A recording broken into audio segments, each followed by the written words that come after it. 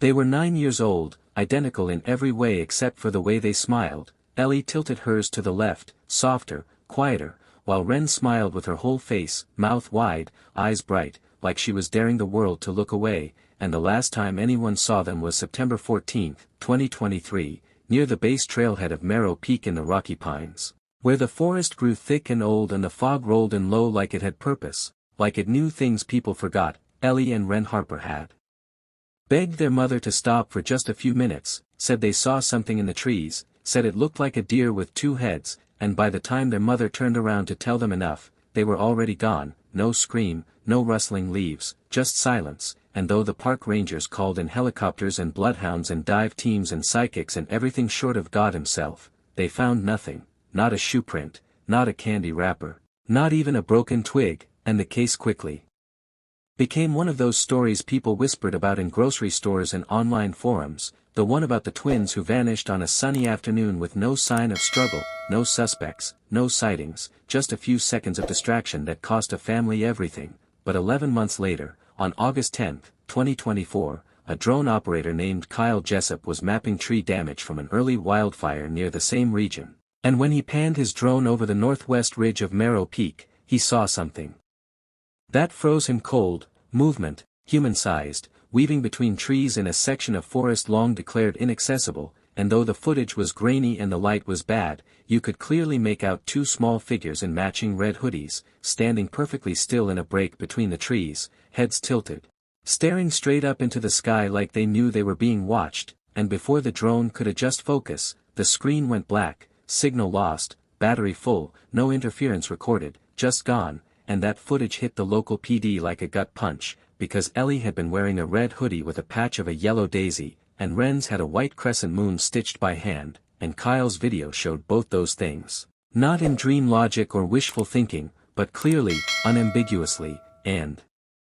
when the frame was enhanced you could even make out a mark on Ellie's cheek, a scratch that matched a fall she'd taken days before the hike, and suddenly the case that had gone stone cold roared back to life. Except this time it wasn't just the parents searching, it was researchers, government surveyors, and a private firm that showed up with black vans and no license plates, claiming to be from an environmental study group out of New Mexico, but their gear looked military, and they didn't talk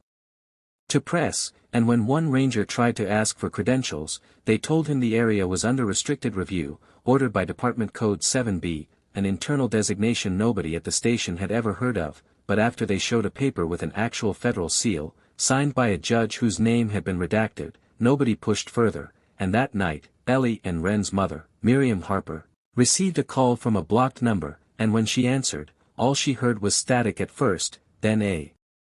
child's voice, soft, frightened, saying, "We can still see the moon. But it's not the same," then silence, and no trace of the call ever hitting a tower, no log, no digital footprint. Just like the girls had disappeared again, only this time through a wire instead of the woods, so Miriam took the footage and the call straight to Sheriff Dana Croft, who had been on the case since day one, who had never stopped visiting the trail once a month even after official resources dried up. And she watched the footage 3 times before nodding slowly, face pale, lips pressed together, and she told Miriam, "I need 3 days, no questions, and after that, you'll have my word I'll bring them home or die trying." And true to her word, Dana cleared her schedule, requested backup from an old contact in forestry management, and returned to the Northwest Ridge with a drone of her own, but also with a topographical map from 1972 showing a now-defunct fire access road leading to something marked only as Station 12, and when she asked her contact what that was, he frowned and said, "There's no Station 12, but the map showed it plain as day, a small square etched between 2 ridges, less than a mile from where Kyle's drone lost signal." And on August 13, 2024, Sheriff Croft followed that path, finding where the forest had started reclaiming the road, trees splitting the pavement, roots lifting the earth like veins under skin. And she kept walking until she came to a clearing so quiet she could hear her own heartbeat, and there, in the center, stood what looked like a weather monitoring station, rusted, leaning, its antenna half-snapped, but the door to the bunker beneath it was sealed with new bolts and a fresh lock, and on the ground nearby were 2 small footprints pressed into the dirt, side by side, facing the door, like they'd been waiting. And Dana didn't call for backup, she didn't alert her station, she just stood there, one hand on the latch, one hand on her flashlight, breathing slow, then fast, then slow again, because she could hear something underneath her, not voices, not machines, but a sound like breathing, deep and uneven, and when she pressed her ear to the door she swore she heard someone whisper, "We're still here, but the trees aren't real," and she stepped back fast, heart hammering, and drove straight back to town. But when she got to the station her access card didn't work, and her login credentials had been deactivated, and all calls to the forestry contact went dead, and that night, a black envelope was slid under her front door. Inside was a photo printed on heavy stock, showing two girls standing in a dark hallway, backs to the camera, and in the corner, a reflection in a broken mirror, Dana herself, holding a flashlight, eyes wide in disbelief, but she had never been there, never taken that photo, and on the back of the picture were 5 words written in perfect cursive, "Keep going, but not alone." So she called Miriam again, told her everything, showed her the picture, and they sat at Dana's kitchen table until sunrise, piecing together everything they had, every inconsistency, every deleted record, every name scratched off the maintenance logs from that region of the forest, and one kept showing up again and again. Dr. Byron Kell, a neurologist specializing in sensory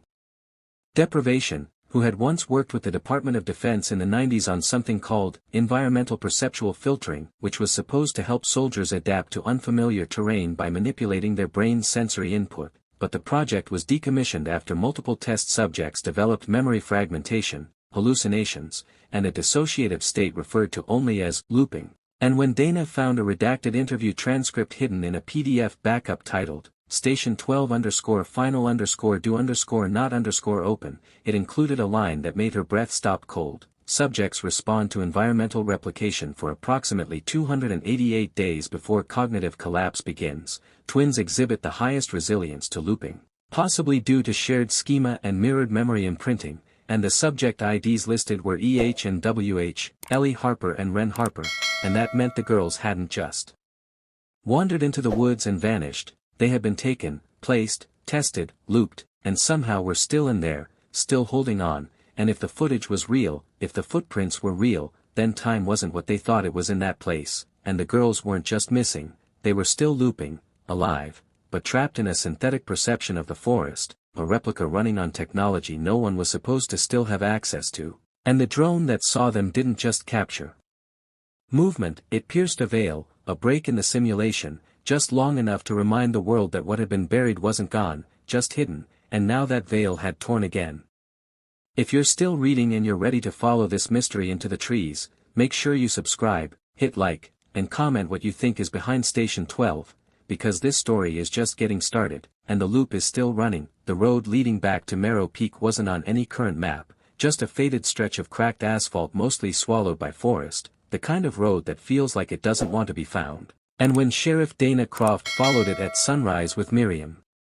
Harper in the passenger seat, both women were quiet, holding coffee cups neither had touched, because after what they'd pieced together the night before, footage, maps, environmental patents, and personnel rosters, it no longer felt like a missing persons case, it felt like walking toward a wound in the earth, something festering just beneath the tree line, and as the tires crunched over gravel and pine needles and the GPS flickered in and out, Dana kept one eye on the road and the other on the silent bunker location she'd pinned, Station 12, and when they reached the clearing again, it looked exactly as it had the day before, a rotting tower, a sealed hatch, and footprints still pressed into the dirt like someone, or something, was waiting. And this time Dana came prepared, not with backup from the station, but with a backpack full of equipment borrowed from a friend who used to work underground engineering, thermal cams, carbon monoxide sensors, a portable EMF reader, and 2 headlamps with fresh batteries, and while she worked the lock, Miriam walked the clearing's edge in a slow circle, whispering her daughters' names like a prayer, Ren, Ellie, and when the bolt finally snapped free with a metallic crack, a gust of air rose up from the opening, not stale, but cold, unnaturally so, like it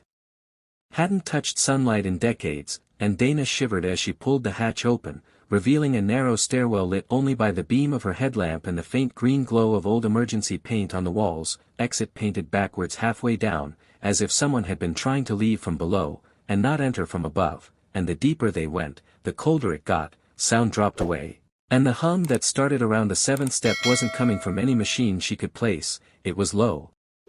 Rhythmic, almost like breath, and halfway down, the EMF reader spiked, lights flashing red, then dead, and Dana pocketed it, kept going, one hand on her sidearm now, though it felt ridiculous down here, like bullets would bounce off whatever made this place hum, and then they reached the first hallway, where the metal shifted from rusted gray to polished white, almost surgical, and the floor was lined with a black rubber that squeaked faintly underfoot, and on the left wall, a mural stretched 10 feet, children standing in a field, all looking up at a perfect blue sky, faces blank, no eyes, no mouths, just silhouettes with hands raised, and in the corner, a label, Environmental Response Schema A3, Revision 7. And that's when Miriam gripped Dana's sleeve, hard, because one of the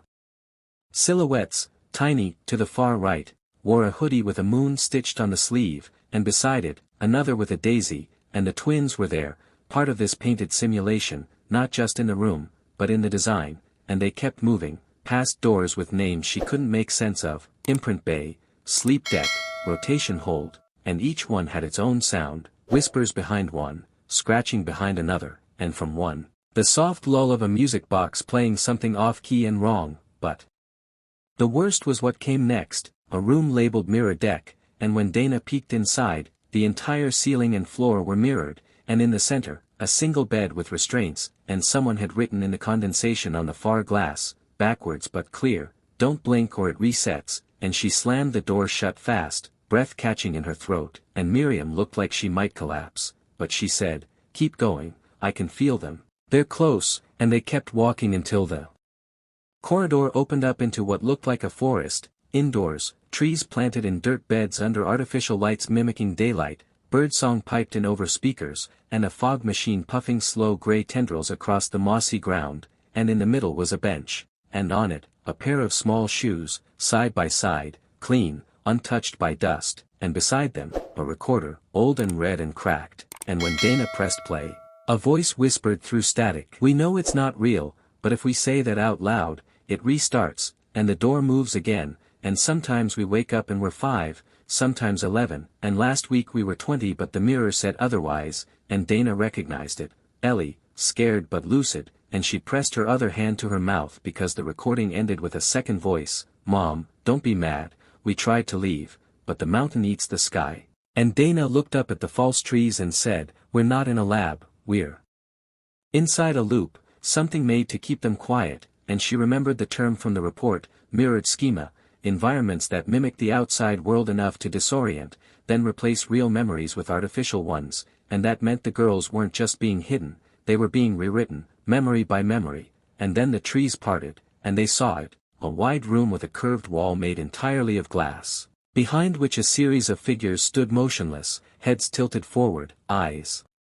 closed, and in the center, a control panel with looping footage of Ellie and Ren from the drone, flickering, pausing, then repeating in reverse, and Miriam ran forward, screaming their names, but the figures didn't move, and Dana held her back, scanning the panel, seeing timestamps that didn't make sense, some from 2023, others from 2019, even one marked 2032, and each one had a corresponding sound file labeled, Iteration X complete, and then a folder, Loop Breach, Subjects A7 and A8, and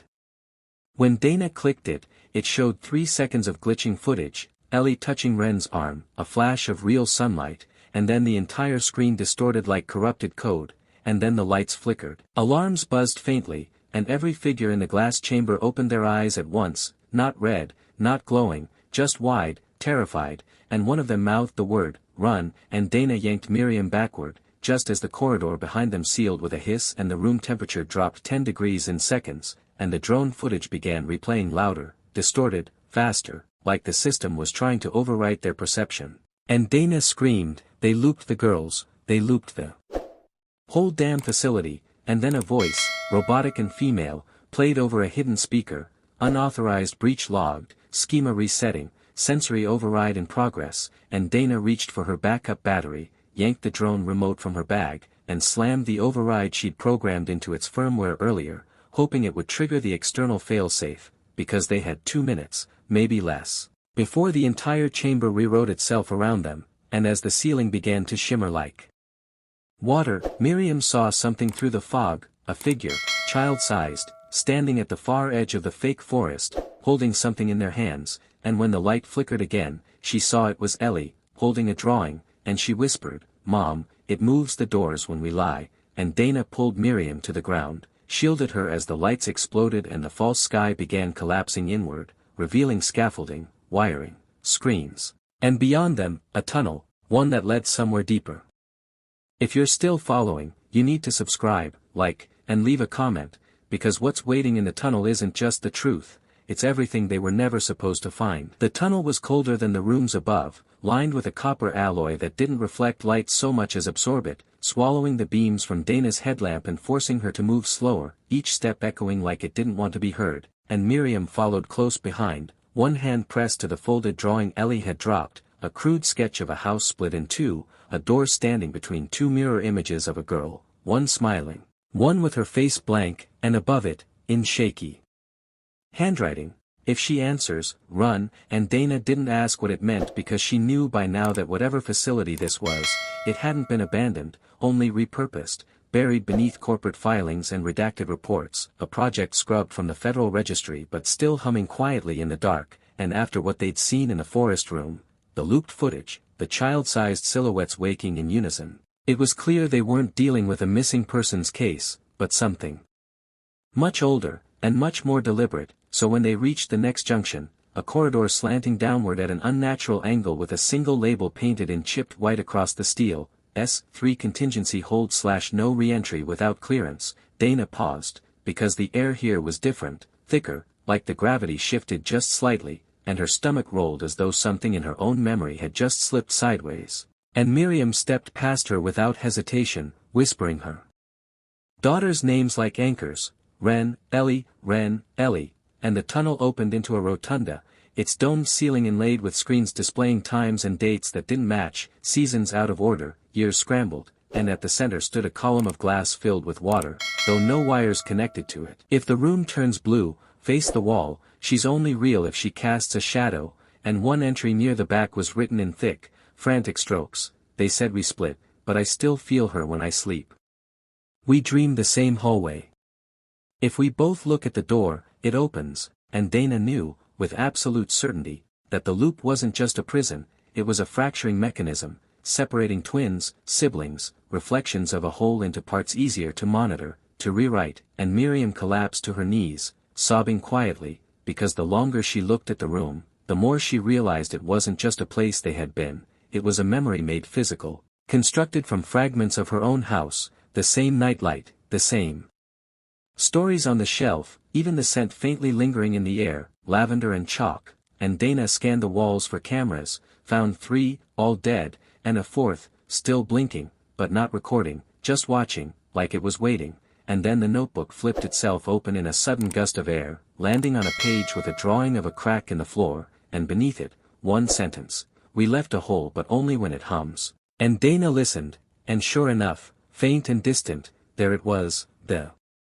same vibration as before, but higher now, more strained, and she followed it, found a panel beneath the dresser loose at the hinge, pried it free, and revealed a shaft no wider than a child, but stretching into blackness, and without a word, she reached into her pack, withdrew a microcam on a tether, fed it in, and watched the screen. It showed a chamber below, lined with soft blue light, and in the center, 2 figures, barefoot, one crouched, the other pacing, both with long hair and matching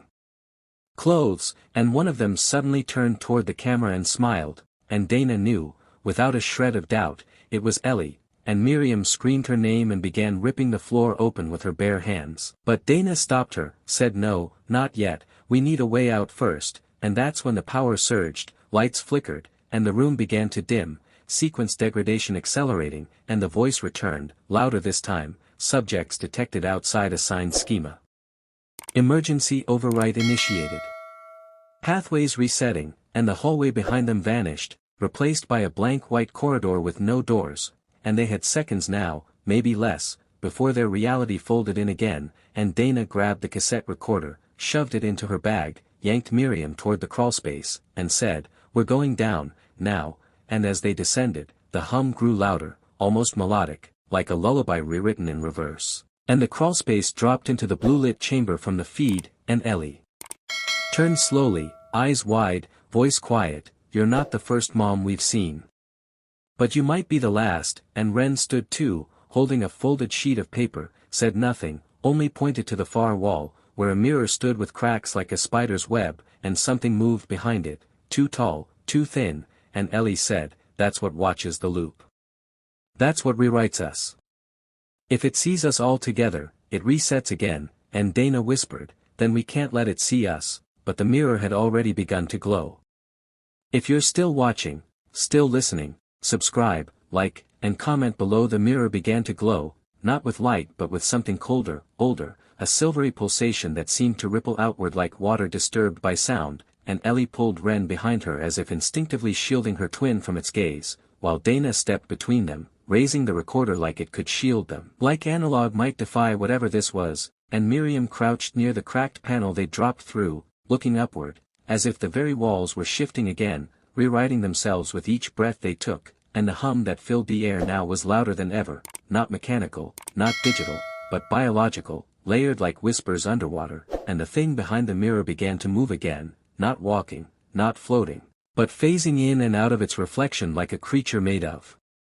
memory, and Dana realized with a sick snap in her gut that it wasn't the loop watching them, it was the loop personified, a construct of all the iterations that had failed, that had broken, that had fractured consciousness into splinters and sealed them in false rooms and mirrored lives, and now it saw them all together, Ren, Ellie, and their mother, and that was against protocol, against design, and protocol here meant deletion, reset, overwrite, not just of data but of presence, of breath, of being, and the mirror cracked again, and this time a hand reached through, impossibly long-fingered and gray, not skin so much as veil, shifting texture like fog caught in static, and Ellie stepped forward before anyone could stop her, saying quietly, "You promised you'd let us go if we remembered," and the voice that answered wasn't speech, it was pressure inside their skulls, bending thought around sound, saying, "One soul split in two can't return unless it knows its name," and Ellie nodded slowly, then turned to Ren and said, "Do you remember what we were called together?" And Ren, eyes wide, whispered, "Echo," and Dana staggered back because that was the name she'd wanted to give her first child, the name she'd dreamed but never written, never spoken aloud, and somehow, the girls had remembered what never was, what had been denied by birth order, by timing, by bureaucracy, and when Ren said it again, louder, "Echo." The mirror didn't shatter, it reversed, sucked itself inward, collapsing into a pinpoint of dark, and the hand withdrew, retreating like smoke into vacuum, and silence followed, sudden and brutal, and then the floor shifted, a panel fell open, revealing stairs, real ones, metal and rusted, leading upward toward what looked like daylight, and Dana turned to Miriam who stood shaking, staring at her daughters like she was seeing them for the first time, and Ellie said, "It won't chase us now, but only if we don't look back," and so they climbed, all four, step by step, as the hum faded, replaced by birdsong and breeze, and they emerged not into the forest, but into a clearing that hadn't been there before, grass untrampled, sky pale with morning, and behind them, the ground sealed shut again with no sign of a hatch or chamber or mirror, just trees and wind and a sign half buried in moss reading, Boundary Marker 13, Survey Site Abandoned 1992, and Miriam dropped to her knees and held her daughters, sobbing, but Dana didn't weep, not yet, because she knew what they'd seen wasn't over, just displaced, and back at the motel, she scrubbed the footage, scanned the notebook again, every rule, every entry, and in one near the back, dated 11 days before the drone footage was captured, it read, "If we get out, there will be another. There's always another. They don't build mirrors to reflect. They build them to test," and Dana emailed the audio, the notebook scans, and the still frames of the cracked mirror to Elias Boone, who messaged back one word, "Seen," and attached a location, another site, this one deep in the northwest, where another sibling pair had gone missing 6 months ago, and Dana didn't want to go, didn't want to step into another loop, but she also knew this wasn't just about Ellie and Ren, it never was, it was about the project, and the people funding it, the foundation with too many shell companies and too few survivors, and Miriam took her daughters home, swore she'd never speak of it, but 3 nights later, Ellie left a note on Dana's windshield, "Echo isn't asleep. She's still dreaming," and Dana sat in the driver's seat until dawn, reading the words over and over, and when she closed her eyes, she swore she heard a hum, faint, but familiar, like the sound of a mirror remembering who it was made to reflect. If you're still here, still listening, like, subscribe, and leave a comment. The file wasn't encrypted, but it should have been, because what Dana found inside the archive Elias forwarded made her stomach twist like it remembered something her mind didn't yet understand. A scanned folder labeled Project Echo Protocol Archive /1988 to 1992 with a single line on the front page. Twins process mirror space more completely, and she didn't blink for nearly a minute because it wasn't theory, it was policy. Buried under layers of redaction and false medical trials, and listed beneath the statement were locations, site numbers, test iterations, all tied to children born under specific patterns, mostly twins, mostly rural, mostly unnoticed, and the names she saw made her chest tighten. Ellie and Ren Alden, subject set 7B, status, unresolved, reactivated cycle via S3 field trigger. And beneath it, a supervisor's note, dormant signatures reactivated due to external observer intrusion. Wainwright protocol breach, immediate containment suggested, and that name hit her harder than anything because Dana's own last name was Wainwright, and that wasn't coincidence, it was design, and when she scanned deeper, she found her father's signature, Dr. Charles Wainwright, senior field psychologist, Redwood Integrative, assigned 1989 to 1993, and suddenly everything spun inward like the mirror collapsing in on itself, because she hadn't just stumbled into this, she had been grown into it. Her father wasn't just part of the project, he was part of the design. The one who had pioneered the theory that twins could stabilize the loop if one was allowed to fracture and the other was conditioned to forget, and she remembered now how he'd gone missing in 1994 and her mother never spoke of it again, only said he worked with people who studied memory, and Dana used to think that meant Alzheimer's or trauma, not this, not the engineering of memory as architecture, and Elias called her again, voice quiet, saying, the location they used last, before they shut the program down. It's still there. Silo Base 4. Hidden under a decommissioned ranger station west of Meadowhook, and Dana didn't hesitate this time, she packed fast, didn't tell Miriam, didn't tell the twins, just left a single message on her desk, if I don't return in 48 hours, send Elias everything, and the road to Meadowhook was barely a road anymore, more gravel and fog than map. And when she arrived, the ranger station was boarded shut, but behind it a hatch was hidden beneath broken planks and an old canoe, and when she pried it open, the air that escaped was thick, like silence boiled, and the stairs led down into another layer of the program, untouched since the early 90s, wires still strung, clipboards still on hooks, the smell of chemicals and mold thick in her lungs, and at the lowest level she found the observation deck overlooking a glass room, and inside were two chairs, twin chairs, bolted to the floor, and on the wall a mural half-finished, painted in a child's hand, showing trees, a lake, a mirror, and two figures walking into it while a third watched from above, faceless and tall, and Dana stepped back because in the reflection of the glass she saw movement, not behind her but beside her, her own reflection, blinking out and returning out of sync, like a skipped frame in a film reel. And then a voice from the intercom crackled, cycle incomplete, subject E.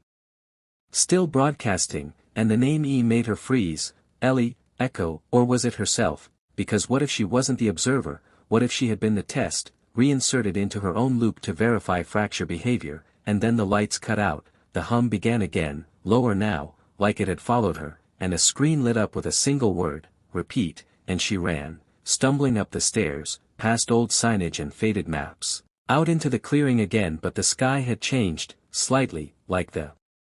clouds were reversed, and her phone showed the correct date, but the inbox had messages she didn't remember sending, voice memos from herself saying things like, they're looping you through observational recursion, and, don't look directly at the mirrored trees, and the worst one, if you hear the humming again, it's already started over. And Dana stood there in the wind, phone in hand, knowing something had rewritten the edges of her world, because when she opened her call log, there was one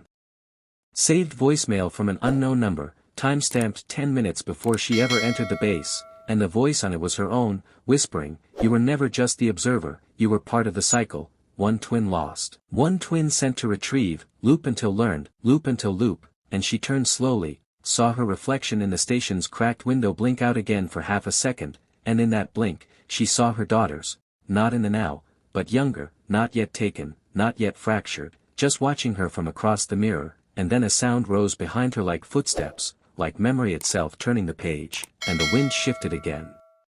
If you're still with us, subscribe, like, and comment. The final drive was the quietest of Dana's life because silence meant the program hadn't noticed her deviation yet, or worse, that it had and was waiting to close the loop once she reached the end, and her hands shook not with fear but a sick clarity because every piece now made a shape she couldn't unsee, a system built not to trap children but to fracture time itself through them, to treat twins as temporal mirrors able to refract and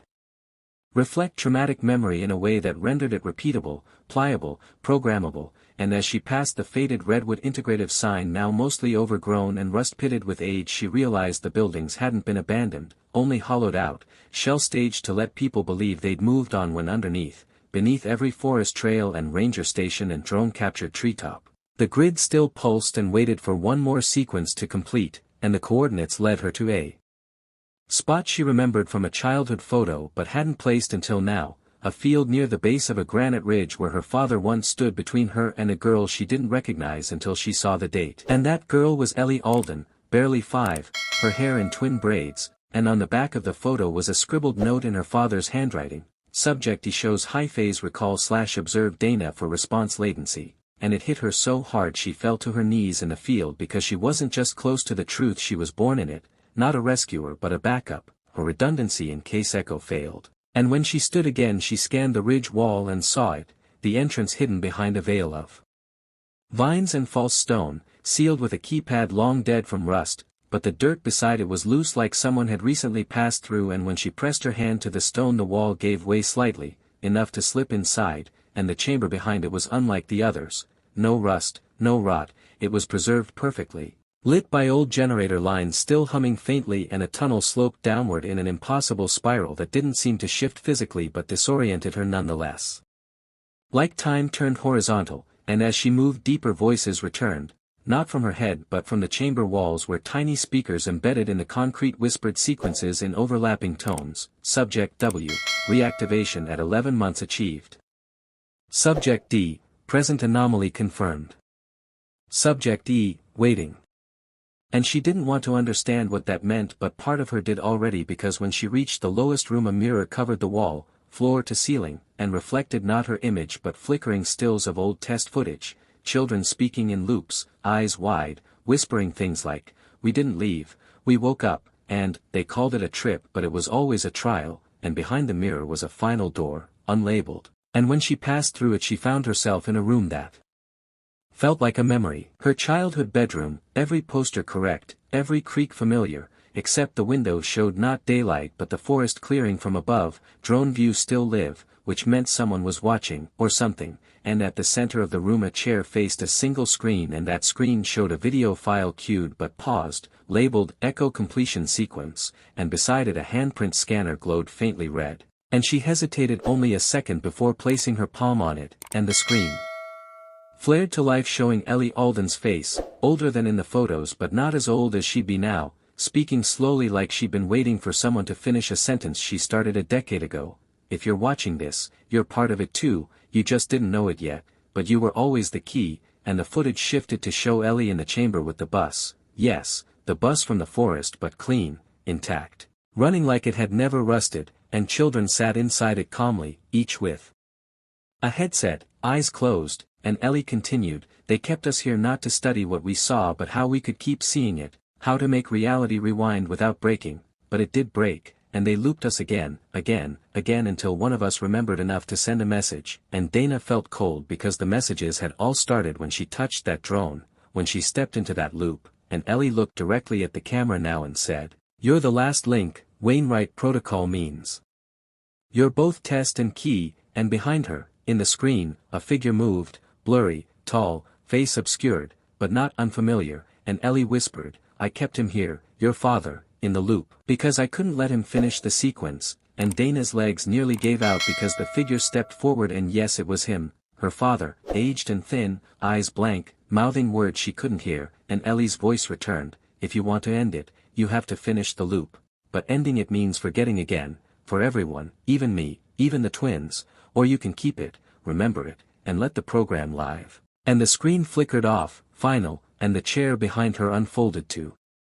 reveal a second scanner and a headset waiting, and she stood for a long time, tears slipping down her face, because she knew either choice was loss, one ending the cycle but erasing the story, the other preserving memory but keeping the loop alive, and in that room, alone with reflections and echoes and the last image of her father frozen in time, she chose, slowly, deliberately, pressing her hand to the second scanner and whispering, "For them, not for me," and everything went white and then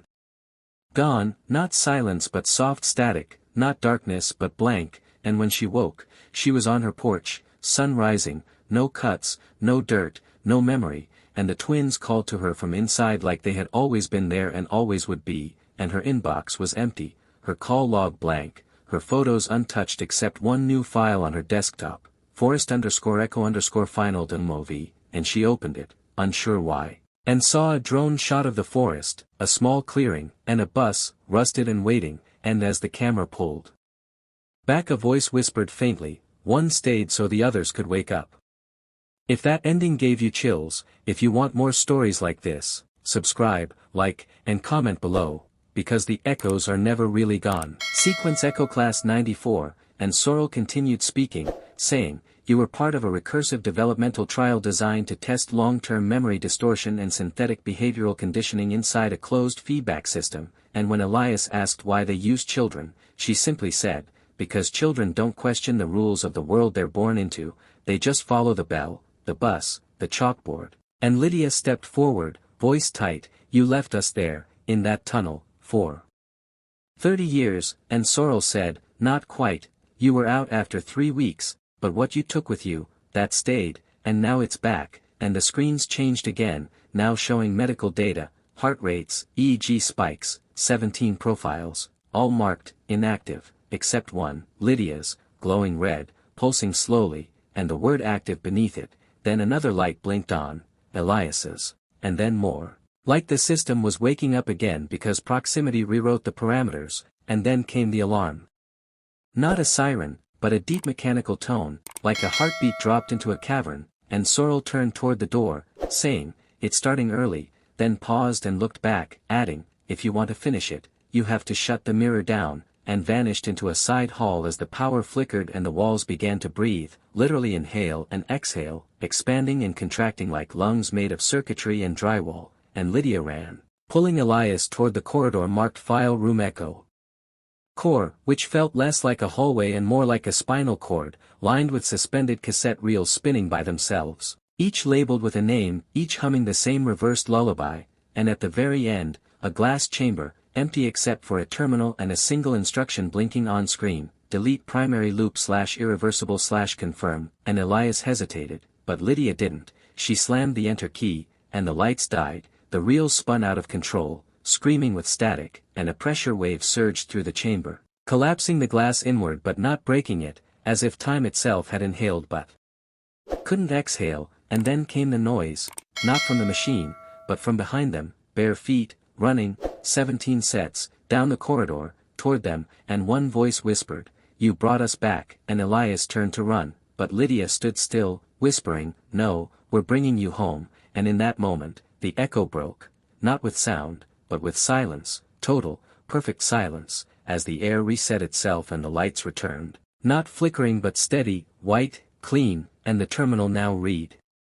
Subjects released, 17/loop status, closed, and behind them, where no one had stood before, now sat 17 backpacks, old, sun-faded, neatly lined up on a bench, untouched, and one had Lydia's initials burned into the strap, the one she hadn't seen since 1994, and when she touched it, the air sighed, the hallway dimmed, and a door opened behind the file room, leading to an elevator that hadn't existed on any blueprints, one that went up not to the Ranger Tower but to the entrance of the tunnel beneath the school, where sunlight now filtered in, and when they emerged, they weren't alone, news vans, drones, flashing lights, police, and at the center of it all, standing with arms crossed, was Agent Holloway, who said nothing, just nodded and handed Lydia a file labeled, declassified by emergency order /echo protocol terminated, and on the last page, a note handwritten by someone named Director Kasher, which read, "Let this be the last one. We never bury children again," and Lydia turned to Elias and whispered, "They'll try to erase it again," and he said, "Then we make it too loud to ignore," and within hours, the footage spread, the evidence distributed, the names remembered, and the class of '94, long thought lost, became the loudest echo in the country's history, not because of what was done to them, but because someone survived long enough to tell the story. And if you're hearing this now, you're part of that story, so like, share, and subscribe, because someone out there still believes they can bury the past, and we're here to make sure it screams.